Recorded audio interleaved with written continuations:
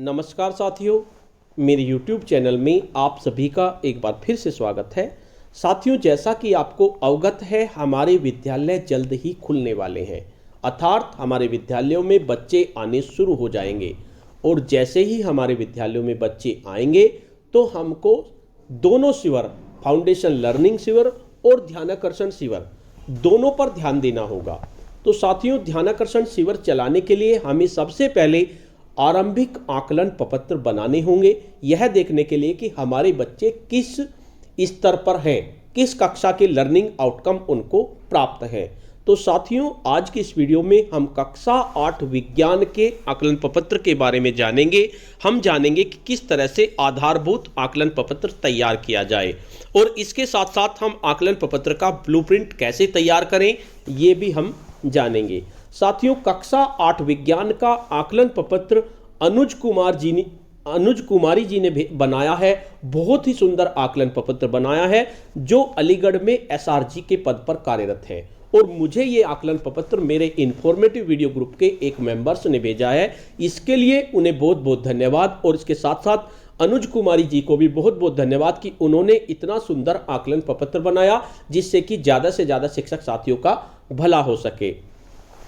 Video को शुरू करने से पहले मैं आपको बता देना चाहता हूं, अगर आप चाहते हैं इस तरह की इन्फॉर्मेटिव वीडियो आपको एक प्लेटफॉर्म पर मिले, तो उसके लिए मैंने इन्फॉर्मेटिव वीडियो व्हाट्सएप ग्रुप और इन्फॉर्मेटिव वीडियो टेलीग्राम ग्रुप बनाए हुए हैं। आप चाहें तो मेरे ग्रुप से जुड़ सकते हैं। ग्रुप का लिंक आपको वीडियो के डिस्क्रिप्शन बॉक्स में मिल जाएगा, जिस पर क्लिक करके आप मेरे ग्रुप से जुड़ सकते हैं। तो चलिए स्टार्ट करते हैं कक्षा 8 गणित विज्ञान के आकलन प्रपत्र के बारे में, जो अनुज कुमारी जी ने बनाया है, जो एसआरजी हैं अलीगढ़ में। ध्यानाकर्षण शिविर हेतु आकलन प्रपत्र का ब्लूप्रिंट प्रस्तुत करता अनुज कुमारी। तो आपका कक्षा 8 का है, समय 3 घंटे, पूर्णांक आपका 75 अंक है, क्योंकि एक प्रश्न 3 अंकों का है और कुल हम इसमें आपके 25 प्रश्न हैं। सबसे पहले उद्देश्य आधारित प्रश्नों का प्रतिशत किस तरह से आपको लेने हैं। देखिए, ज्ञानात्मक 20%, बोधात्मक 60%, अनुप्रयोगात्मक 10% और तर्क आधारित 10% इन्होंने लिए हैं। आप चाहे तो इसको चेंज कर सकते हैं, क्योंकि जो आपका मॉड्यूल है, मॉड्यूल के अनुसार ज्ञानात्मक 20% होंगे, बोधात्मक आपके 50% होंगे। अगर आप इसको चेंज करेंगे तो बोधात्मक 50% लिख देंगे और 15 की जगह आप इन्हें 13 प्रश्न कर लेंगे। इस तरह अनुप्रयोगात्मक आपके 10% दिए हैं, इनको आप 20% कर सकते हैं, यानी ये आपके 5 प्रश्न हो जाएंगे। यानी आप बोधात्मक के 2% घटाकर अनुप्रयोगात्मक से 2% बढ़ा सकते हैं। अगर आप बढ़ा सकते हैं तो अच्छी बात है, वरना एज इट इज आप इसको बना सकते हैं।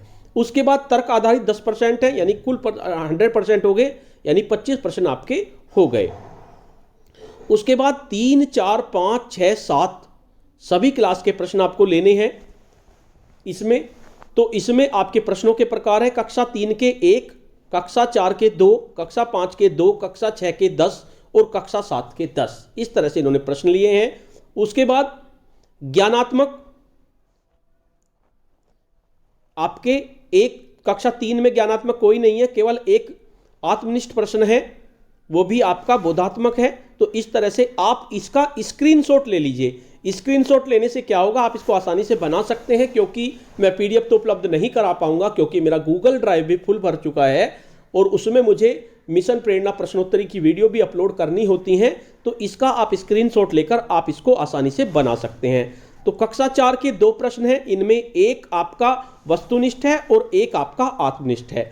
इसी तरह से कक्षा 5 के 2 प्रश्न हैं, एक वस्तुनिष्ठ और एक आत्मनिष्ठ। और कक्षा 6 के 10 प्रश्न हैं, इनमें एक तो आपका ज्ञानात्मक हो गया, 6 आपके बोधात्मक हो गए, एक आपका अनुप्रयोगात्मक हो गया और एक आपका तर्क आधारित हो गया। कुल मिलाकर इसमें 9 प्रश्न हो गए और एक प्रश्न आपने आत्मनिष्ठ लिया।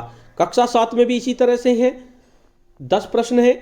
तो 10 प्रश्न में 3 तो आपके ज्ञानात्मक हो गए, 5 आपके बोधात्मक हो गए, एक आपके अनुप्रयोगात्मक हो गया, नहीं अनुप्रयोगात्मक इसमें नहीं है, एक आपका तर्क आधारित हो गया और एक इसमें से हो गया आत्मनिष्ठ हो गया, एक वस्तुनिष्ठ हो गया।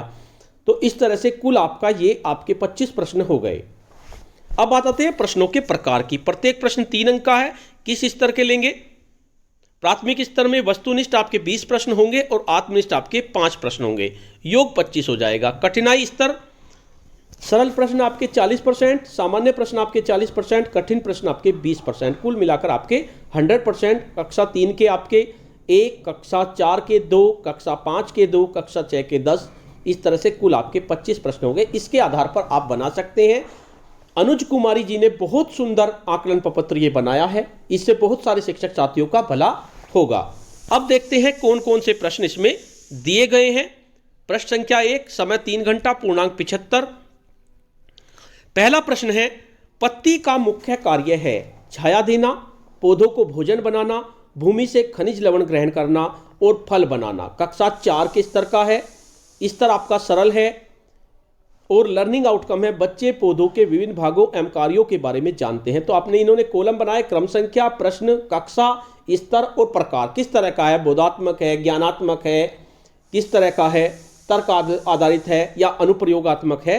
तो ये आपने बताया, लर्निंग आउटकम इसमें साथ साथ लिखे गए हैं, ऐसे ही आपको बनाना है।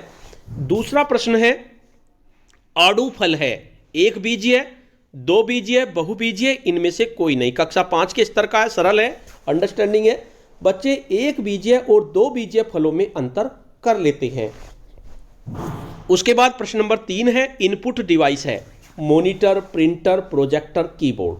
कक्षा 6 का किस स्तर का है आपका, औसत है, एप्लीकेशन अनुप्रयोगात्मक है। बच्चे कंप्यूटर के विभिन्न भागों एवं कार्यों को बताते हैं। उसके बाद प्रश्न नंबर 4 है, दही को मथनी से फेंटकर मक्खन और छाछ को पृथक करने की विधि है, उदरपातन, वाष्पन, अपकेंद्रण या आसवन। कक्षा 6 का है, ये आपका औसत है, अंडरस्टैंडिंग है। बच्चे पृथक्करण की विभिन्न विधियों का प्रयोग द्वारा प्रदर्शित कर लेते हैं। उसके बाद कक्षा 5 का है, ऊर्जा का नवीनीकरण स्रोत है, पेट्रोल, डीजल, मिट्टी का तेल, सौर ऊर्जा। कक्षा 6 का है, औसत है। बच्चे नवीनीकरण ऊर्जा और अनवीनीकरण ऊर्जा में उदाहरण के साथ अंतर कर लेते हैं। ये आपका लर्निंग आउटकम है, आपको लर्निंग आउटकम जरूर लिखना है साथ के साथ। उसके बाद नंबर 6, दूरबीन की खोज करने वाले वैज्ञानिक है, Alexander Fleming, Madame Curie, Galileo, Thomas Edison. कक्षा 6 का है, कठिन है। बच्चे वैज्ञानिकों के नाम व उनसे संबंधित आविष्कारों का मिलान कर लेते हैं। ये आपका लर्निंग आउटकम हुआ। उसके बाद प्रश्न नंबर 7 है, मूल रोम किसमें पाया जाता है, जड़ में, तना में, पत्ती में, पुष्प में। कक्षा 6 का है, सरल है। बच्चे पौधों के विभिन्न भागों के कार्यों को बता देते हैं। उसके बाद प्रश्न नंबर 8 है आपका, वसायुक्त भोज्य पदार्थ है, चावल, चना, मक्खन, आलू। कक्षा 6 का है, सरल है, अंडरस्टैंडिंग है और इसका लर्निंग आउटकम है बच्चे पोषक तत्व, उनके कार्य, स्रोत व कमी से होने वाले रोगों की तालिका में प्रदर्शित करते हैं। उसके बाद प्रश्न नंबर 9 है हमारा, मनुष्य का श्वसन अंग है, फेफड़ा, हृदय, वृक्क, आमाशय। कक्षा 6 का है, सरल है, अंडरस्टैंडिंग है। बच्चे मानव शरीर के विभिन्न अंगों व कार्यों को बता देते हैं। उसके बाद प्रश्न नंबर 10 है, सूर्य के चारों ओर पृथ्वी की गति है, वृत्तीय गति, घूर्णन गति, रेखीय गति, इनमें से कोई नहीं। कक्षा 6 का है, कठिन है। बच्चे रेखीय, वृत्तीय और घूर्णन गति को प्रयोग द्वारा बता देते हैं। उसके बाद प्रश्न नंबर 11 है, जलने में सहायक गैस है, carbon dioxide, oxygen, nitrogen, hydrogen. ये कक्षा 6 का है, औसत है। बच्चे प्रयोग द्वारा जलने में ऑक्सीजन की आवश्यकता को स्पष्ट कर देते हैं। उसके बाद प्रश्न नंबर 12 है, हरित क्रांति का संबंध है फसल उत्पादन से, दूध के उत्पादन से, तिलहन उत्पादन से, मत्स्य उत्पादन से। कक्षा 7 का है, औसत है, अंडरस्टैंडिंग है। बच्चे दैनिक जीवन में विज्ञान के महत्व और उपयोगिता पर प्रस्तुतिकरण करते हैं। उसके बाद प्रश्न नंबर 13 है, रेशम है, मानव निर्मित रेशे, पादप रेशे, जंतु रेशे, उपरोक्त सभी। कक्षा 7 का है, सरल है। बच्चे रेशम कीट के जीवन चक्र को बनाकर स्पष्ट कर लेते हैं। उसके बाद प्रश्न नंबर 14 है, सोडियम कार्बोनेट का सही सूत्र है NaHCO3, Na2CO3, NaCO3, CaCO3। तो ये आपका कक्षा 7 का है, कठिन है। बच्चे तत्वों के प्रतीक व अणुसूत्र लिख लेते हैं। ये आपका लर्निंग आउटकम हुआ। उसके बाद प्रश्न नंबर 15 है, द्रवों को उष्मा का संचरण होता है, चालन द्वारा, संवहन द्वारा, विकिरण द्वारा, इनमें से कोई नहीं। कक्षा 7 का है, औसत है। बच्चे चालन, संवहन, विकिरण की परिभाषा उदाहरण सहित बताते हैं। उसके बाद 16, निम्नलिखित में कीटभक्षी पौधा नहीं है, घटपर्णी, वीनस फ्लाईट्रैम, ड्रोसेरा और अमरबेल। कक्षा 7 का है, सरल है, अंडरस्टैंडिंग है। बच्चे परजीवी और कीटभक्षी पौधों को पहचान कर लेते हैं। उसके बाद प्रश्न नंबर 17 है आपका, सी के आकार के छल्ले जैसी रचना होती है श्वास नली, मुख गुहा में, ग्रसनी में, फेफड़ा में। कक्षा 7 के स्तर का है, स्तर कठिन है थोड़ा सा। प्रकार नॉलेजेबल है यानी ज्ञानात्मक है। बच्चे श्वसन की परिभाषा, जंतुओं और पौधों में श्वसन अंगों के बारे में बता देते हैं। ये आपका लर्निंग आउटकम हुआ। उसके बाद 18 सर्वदाता रुधिर वर्ग है ABO। ये कक्षा 7 का है, औसत है और ज्ञानात्मक है। बच्चे सर्वदाता और सर्वग्राही रुधिर वर्गों का नाम बता देते हैं। उसके बाद 19 शाखीय पौधों में बिंदु स्राव होता है, जड़ द्वारा, तना द्वारा, पत्ती द्वारा या पुष्प द्वारा। कक्षा 7 का है, औसत है, अंडरस्टैंडिंग है। बच्चे मानव व पौधों में उत्सर्जन प्रक्रिया को बता देते हैं। उसके बाद 20वां है, विद्युत धारा का मात्रक है कूलाम, जूल, वोल्ट, एम्पियर। कक्षा 7 का है, सरल है। बच्चे विद्युत धारा की अवधारणा व मात्रक को बताते हैं। उसके बाद 21 है, अपने परिवेश में पाए जाने वाले किन्हीं 5 जंतुओं के नाम लिखो। कक्षा 3 का है, सरल है। बच्चे अपने परिवेश में पाए जाने वाले विभिन्न जीव जंतुओं के नाम जानते हैं। उसके बाद प्रश्न नंबर 22 है आपका, संतुलित आहार की परिभाषा लिखिए। कक्षा 4 का है आपका, ये औसत है। बच्चे संतुलित आहार से संबंधित भोज्य पदार्थों का वर्गीकरण कर लेते हैं। ये इसका लर्निंग आउटकम हुआ।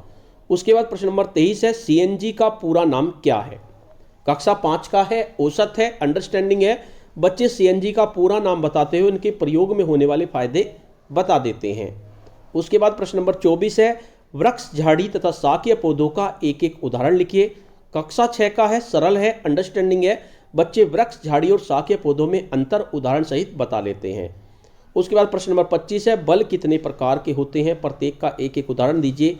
कक्षा 7 का है, कठिन है। बच्चे बल की अवधारणा को प्रयोग द्वारा बताते हैं तथा पेशीय, विद्युतीय, चुंबकीय, घर्षण बल के उदाहरण स्पष्ट कर लेते हैं। तो इस तरह से ये हमारे 25 प्रश्न हुए। उसके बाद आधारभूत आकलन प्रपत्र कक्षा 8 के विज्ञान की कुंजी भी दी गई है। प्रश्न संख्या 1 का उत्तर ख है। प्रश्न नंबर 11 का ख है। प्रश्न नंबर 2 में का क, 12 में क, प्रश्न नंबर 3 का घ, 4 का घ, 5 का घ, 6 का घ, 7 का क, 8 का घ, 9 का क और 10 का क। इसी तरह से 11 का ख, 12 का क, 13 का घ, 14 का ख, 15 का आंसर ख, 16 का आंसर घ, 17 का क, 18 का घ, 19 का घ और 20 का घ। तो इस तरह से इसकी आंसर शीट भी दी गई है। तो इसके लिए अनुज कुमारी जी को बहुत बहुत धन्यवाद, जो अलीगढ़ में SRG के पद पर कार्यरत हैं। इन्होंने बहुत सुंदर आकलन प्रपत्र बनाया। इससे बहुत सारे शिक्षक साथियों का भला हो जाएगा। तो साथियों, आज की वीडियो आपको कैसी लगी? अगर आपको ये वीडियो अच्छी लगी तो इस वीडियो को लाइक कीजिए, शेयर कीजिए और वीडियो पे कमेंट्स कीजिए। और अगर आप मेरे चैनल पे नए हैं तो मेरे चैनल को सब्सक्राइब कर लीजिए और बेल के आइकन को प्रेस कर दीजिए, जिससे कि आपको नेक्स्ट वीडियो का नोटिफिकेशन मिल सके। और साथियों, अगर आपने इस तरह का कोई आकलन प्रपत्र बनाया है तो उसको मुझे भेजिए, मैं उसको अपने चैनल पे अपलोड करूंगा, जिससे कि ज़्यादा से ज़्यादा शिक्षक साथियों को भला हो सके। तो साथियों, आज इतना ही। धन्यवाद।